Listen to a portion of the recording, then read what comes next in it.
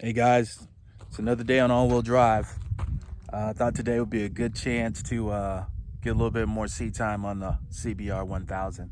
The number of videos that I put out there about different bikes I've had and some that I've gotten rid of now, and I'm down to the last two. And it's one, the RC51, which I'll probably never part with just because if it doesn't do anything but look good in the garage, that's good enough for me.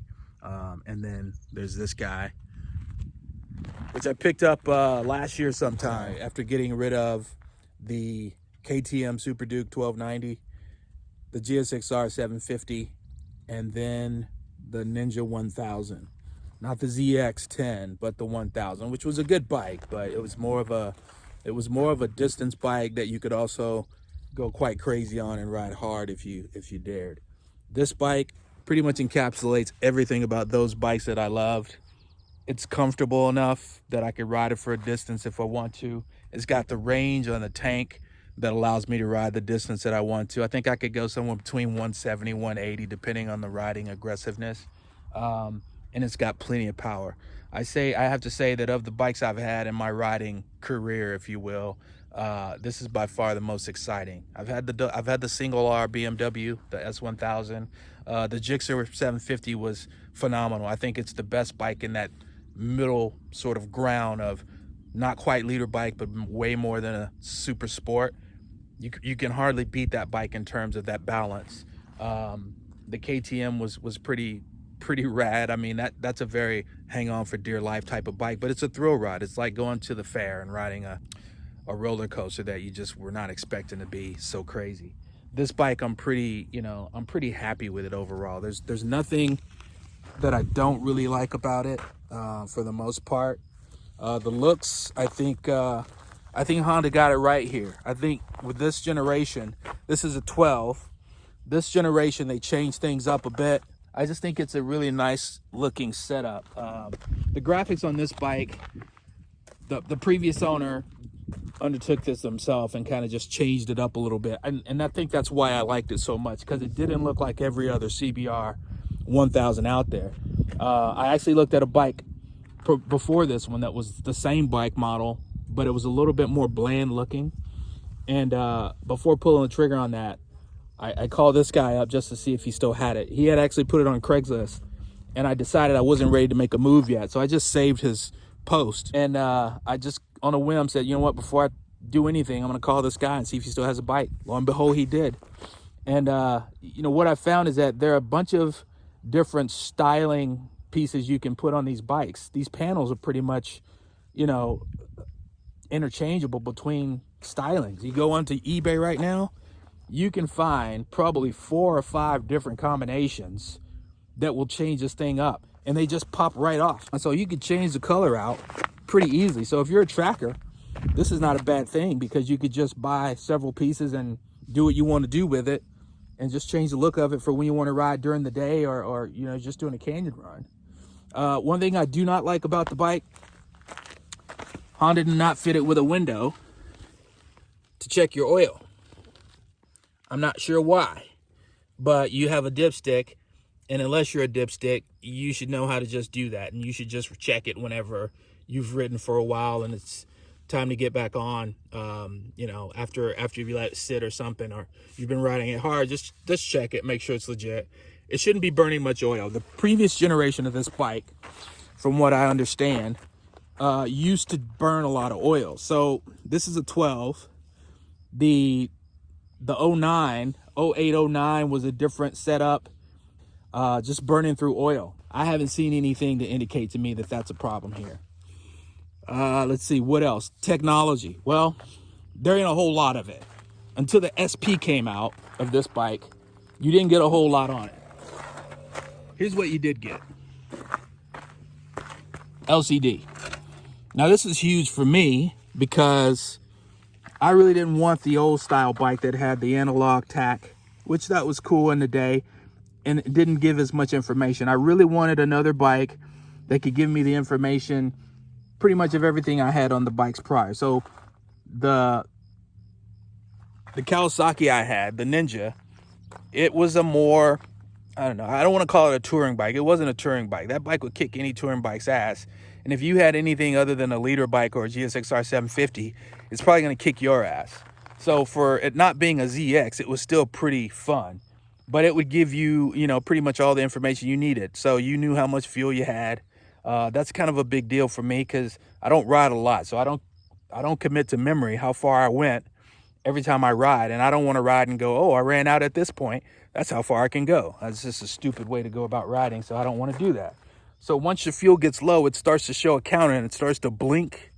And it starts to let you know, okay, you've got a little bit more time before you need to pull over and get gas.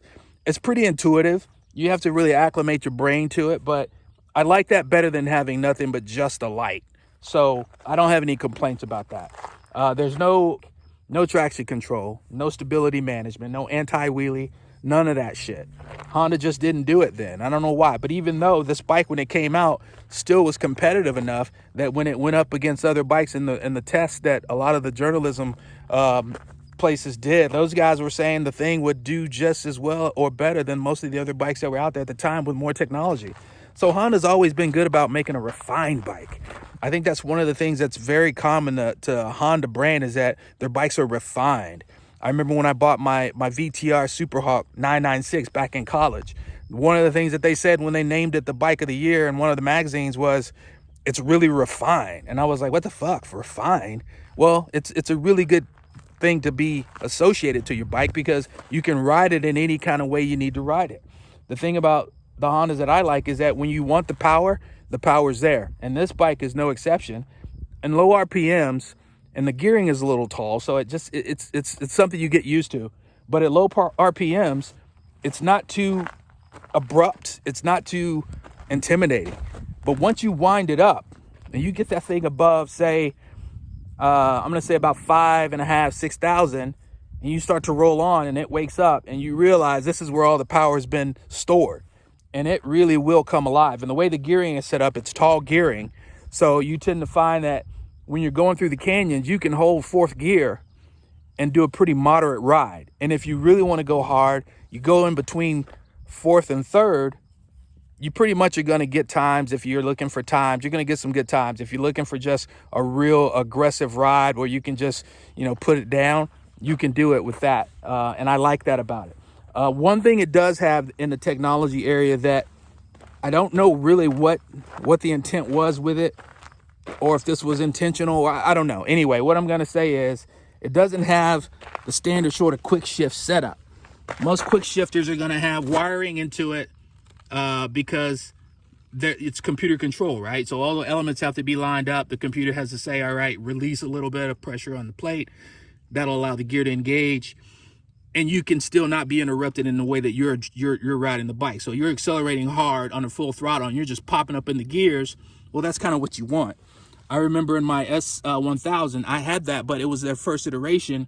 It wasn't the smoothest. You had to work it quite a bit. And, you know, they've since refined it, but it was set up to be such. On my RC51, the person that had it before tracked it. So it basically has an aftermarket kit on it. And the way it works is you have to release a little pressure off the flywheel to be able to engage it without the clutch. And it's not a lot, but just enough so, I mean, it's just a fraction, just enough so you can take a little pressure off, because all it needs is a little, and boom, off you go. Similarly, this bike is in the same setup. So I don't know if this was Honda from the factory doing this or what. I don't see any indication that anyone put anything on this other than what's here. If you look at this, this is all very just default stock looking stuff. And if Honda did that, cool. It's not the full system, but I guess if you're not spending the money for a full setup like a SP type of thing, that's not bad. And I've noticed that when I ride it, it's pretty good. I mean, if you just get used to the fact that you're going to basically, you're full throttle, it's wide open. When you go to shift, just start pulling up on it. And you're talking about this much, watch my hand, this much decrease on the throttle. You see that? I don't even know if you can call that taking off. Like this. This is what I'm doing. That's literally how it works. And you pull up on it and you don't feel any decrease in acceleration. The bike doesn't miss anything. So for what I got money-wise, what the bike is, it's really good to go. I'm pretty happy with it. I love the way it looks. Gets lots of comments. It's got a nice, just cool ass looking stance. From the back, it looks great. Like looking at a girl's ass, if she's got a nice one. And if you're single. But anyway, this is the bike. I'm just doing a little riding. Thought I'd do all the upfront stuff here, talk about it, blah, blah, blah. So we're just gonna do a little riding. So hope you enjoy.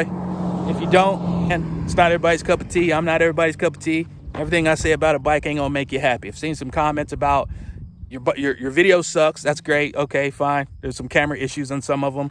But overall, I'm just having a good time. Just giving you experience of what this bike might be like. So hope you enjoy it. If you don't enjoy it, sorry. Maybe there's another video out there for you.